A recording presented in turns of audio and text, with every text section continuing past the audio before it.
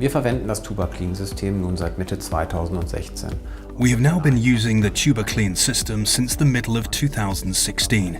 Meanwhile, due to its ease of use and the short amount of time it requires, it has become part of the majority of ear surgical procedures in my clinic. Retraction of the eardrum, adhesions, cholesteatomas, or non-healing eardrum defects can develop as the result of chronically restricted middle ear ventilation. During a middle ear surgical procedure, middle ear surgeons wish to have at hand the possibility of probing the eustachian tube to identify its patency or blockages, and if necessary, also to rinse it with sterile saline.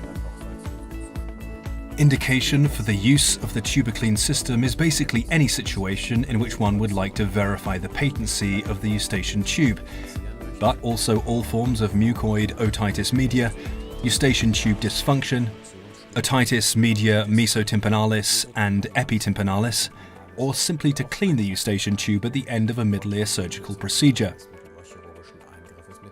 Once the tympanic opening in the pharyngotympanic tube is identified, a catheter can be inserted with either the fingers or using the insertion forceps. In the majority of cases, advancing is possible into the nasopharyngeal lumen without resistance. In a few isolated cases, bony resistance can be felt after about 1 to 2 centimeters. In this case, the mandarin should be carefully retracted a little way. The catheter can almost always then be advanced again without any problem, similar to the passage through the slight curvature of the bony isthmus region. If necessary, a skilled, experienced middle ear surgeon can even insert the catheter into the tympanic opening at the usual location without seeing the tympanic opening. Während der Katheterisierung der Ohrtrompete ist es During catheterization of the eustachian tube, it is generally possible to monitor the emergence of the catheter in the nasopharyngeal zone. From our initial experiences, it lends itself to a second surgeon who, without encroaching on the sterile situs of the middle ear surgical intervention, can examine the nasopharynx through the nose during the operation using an endoscope. This can be a flexible fiberscope.